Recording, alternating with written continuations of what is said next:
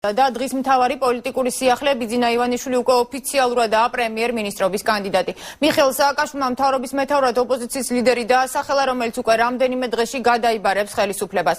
პრეზიდენტის ეს გადაწყვეტილება მისმა პრეს-სპიკერმა გამოაცხადა. მიხეილ სააკაშვილს მომავალი პრემიერის სახელი და გვარი ისევ არ უხსენებია. თუმცა ეს ბიძინა ივანიშვილს ხელს არ შეუშლის საკუთარი მინისტრთა კაბინეტისთვის ნდობის გამოცხადების მოთხოვნით პარლამენტს მიმართოს. მომავალი პრემიერ-მინისტრის კანდიდატურა დღეს პრეზიდენტმა მედიას საკუთარი პრეს-სპიკერის საშუალებით გააცნო.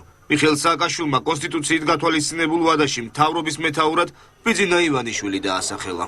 საქართველოში გამართული არჩევნების შემდეგ ზედმიწევნით დავიცვათ საქართველოს კონსტიტუცია და კანონმდებლობით გაწერილი პროცედურები, რომლებიც არჩევნების შემდეგ პარლამენტის ფუნქციონირების დაწყებისა და საქართველოს მთავრობის ფორმირებას ემსახურება და სწორედ ამ მიზნით საქართველოს კონსტიტუციის 80 მუხლის მეორე პუნქტის შესაბამისად პრემიერ-მინისტრის თანამდებობაზე შერჩეულ იქნა 1 ოქტომბერს გამართულ საპარლამენტო არჩევნებში გამარჯვებული კოალიციის ქართული ოცნება ლიდერი ბიძინა ივანიშვილი. პრეზიდენტის ეს გადაწყვეტილება პრემიერ-მინისტრობის კანდიდატმა ტელეფონით შეიტყო, როგორც მინისტრთა კაბინეტის მომავალი ხელმძღვანელი აცხადებს, ქართული ოცნების მთავრობა უკვე დაკომპლექტებულია და საკანონმდებლო ორგანოს ნდობის მანდატის მისაღებად პირველი საპარლამენტო სხდომის შემდეგ მიმართავს. როგორც ისე რომ წარმოგიდგენა, არ მომისმენია მე მითხრეს ტელეფონით ამერიკას, საჩქაროდ არაფერი არ იყო, პრინციპში ნორმალურად გამოაცხადა. თუმცა ის არაფერი არ გვაგვიანდება, მთავარია რომ კვირას პარლამენტი შედგება და ორშაბათი, სამშაბათი, ოთხშაბათი შეიძლება მოახერხოთ მთავრობის დამტკიცება.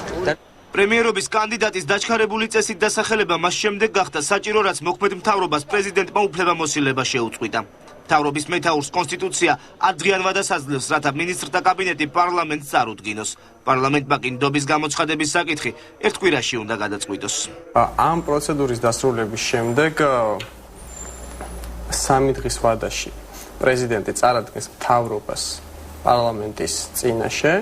ხოლო პარლამენტს აქვს 1 კვირა იმისათვის, რომ იმსჯელოს და გადაწყვიტოს მთავრობის დამტკიცების ან უარყოფის საკითხი. ივანიშვილის მთავრობას დასამტკიცებლად საპარლამენტო უმრავლესობის მხარდაჭერა დასჭირდება, რომელიც კოალიციას პარლამენტში უკვე ჰყავს.